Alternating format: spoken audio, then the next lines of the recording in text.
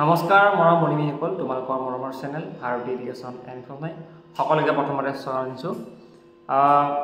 Higher secondary second ইয়াৰৰ final exam কেতিয়া দিব ৰিজাল্ট ডেটটো ইতিমধ্যে ছ'চিয়েল মিডিয়াত ভুৱা এটা বাতৰি চলি আছে যে অহাকালি ৰিজাল্ট দিব বুলি। একচুৱেলি অহাকালি মানে 22 এপ্ৰিল তাৰিখে ৰিজাল্ট নিদিয়ে।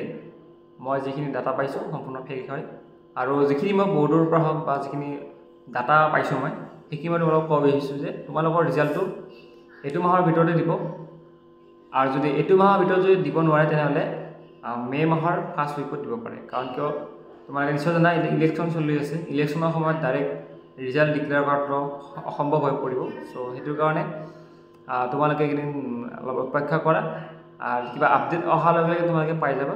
আৰু যিখিনি মই ৰেগুলাৰ অসম উচ্চতৰ মাধ্যমিক শিক্ষা সংসদৰ লগত যোগাযোগ ৰাখি আছোঁ আৰু যদি কিবা ডাটা পাওঁ মই তোমালোকক দিয়াৰ চেষ্টা কৰিম। আৰু নিশ্চয় গম পাইছা মই যিটো মেট্ৰিক পৰীক্ষাৰ ৰিজাল্টৰ ডাটাটো মই দিছিলোঁ যে তোমালোকক যে যোৱা 20 তাৰিখে দি গ'ল আৰু বহুতো ল'ৰা ছোৱালীয়ে বিশ্বাস কৰা নাছিলে। সেইবাবে মই ডাটাটো ডাইৰেক্ট একজেক্ট ক'ব নোৱাৰোঁ যে অমুক তাৰিখে দিব হায়াৰ ছেকেণ্ডেৰী পৰীক্ষাৰ ৰিজাল্টটো, কিন্তু মই এটা ধৰিছোঁ যে তোমালোকৰ এপ্ৰিল মাহতে ৰিজাল্ট ডিক্লেয়াৰ হ'ব। আৰু আজি ৰাতিৰ ভিতৰত যদি মই কিবা আপডেট পাওঁ তেনেহ'লে মই তোমালোকক ভিডিঅ' আকাৰে জনাৰ চেষ্টা কৰিম।